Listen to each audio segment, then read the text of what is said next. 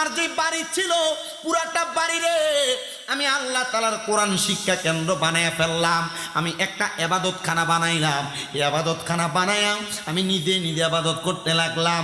এলাকার মানুষ এমন গুমরা, আমি যখন ইবাদত করার আগে আযান দেই বাইরে দাঁড়ায়া, মানুষ মসজিদের মধ্যে আসে না, আমি একা একা আমার বানানো ইবাদতখানাতে ইবাদত করতাম। আরে আমি ইবাদত করতে করতে আমার বয়স ভারী হয়ে গেছে।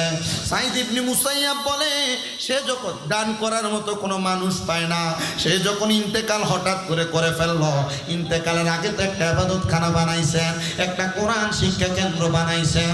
ইন্তেকাল করার পরে আমি আমার আল্লাহ তাআলার কাছে কান্না করতে লাগলাম, ও মনিব মাওলা গো, ফরিয়াদ জানাই তোমার দরবারে, তুমি তো আমাকে দুনিয়াতে কোনো সম্পদ দাও নাই, কিন্তু সম্পদওয়ালা একজন ব্যক্তি আমার সামনে আসছে, তার সম্পদ দান করতে চাইছে, দান করতে পারে নাই।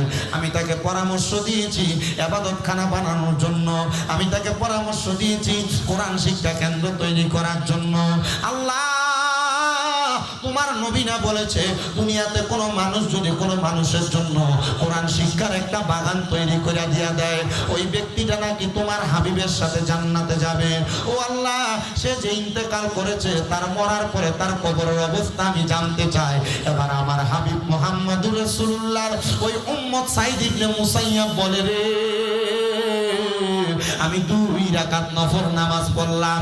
নফল নামাজ পড়ার পরে আল্লাহর কাছে কাঁদতেছি, আল্লাহ যে মারা গেল ওই ব্যক্তিটা কবরে কেমন আছে আমার দেখতে বড় ইচ্ছা হয়, জানতে বড় ইচ্ছা হয়। 2 রাকাত একটা ইবাদতখানা বানাইছে এবং মাদ্রাসা বানাইছে, ওই ব্যক্তিটা কবরের মধ্যে জান্নাতের খাবার খাইতেছে।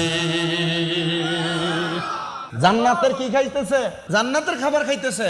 সে জিজ্ঞাসা করে, জান্নাতের খাবার যে খাইতেছো কেমন লাগতেছে তোমার?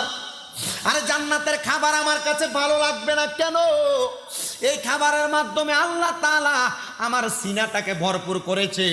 আরে আমার আল্লাহ তাআলার কাছে আমি প্রথমে ফেরেশতাদেরকে জিজ্ঞাসা করেছি, আমার আল্লাহর কাছে জিজ্ঞাসা করো না আল্লাহ তাআলা আমার কোন নেক আমলের কারণে আমার এত সুন্দর জান্নাতের খানা পিনা দিয়েছে।